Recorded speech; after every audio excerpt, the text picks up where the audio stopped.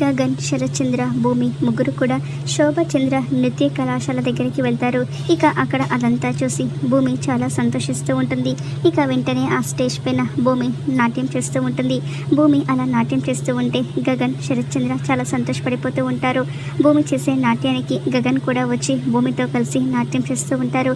ఇద్దరు అలా డ్యాన్స్ చేస్తూ ఇక మైమర్చిపోతూ ఉంటే శరత్చంద్ర గగన్తో కలిసి చేయడం చూసి లోపల చాలా బాధపడిపోతూ ఉంటాడు. ఇక డ్యాన్స్ మొత్తం కూడా పూర్తయిన తర్వాత గగన్ భూమితో చాలా బాగా చేశావు భూమి, నిజం చెప్పాలంటే మీ అమ్మ కంటే కూడా చాలా గొప్పగా చేశావు అని గగన్ భూమిని పొగుడుతూ ఉంటాడు. ఇక భూమి ఆయాసపడుతూ థ్యాంక్స్ బావా అని అంటూ ఉంటుంది. నేను అమ్మ కంటే గొప్పగా చేయడం కాదు, నాకు కావాల్సింది అమ్మ పేరును నిలబెడితే చాలు, అదే నాకు 10,000 అని భూమి అంటూ ఉంటే ఖచ్చితంగా నువ్వు మీ అమ్మగారి పేరు నిలబెడతావు అని గగన్ అంటూ ఉంటాడు.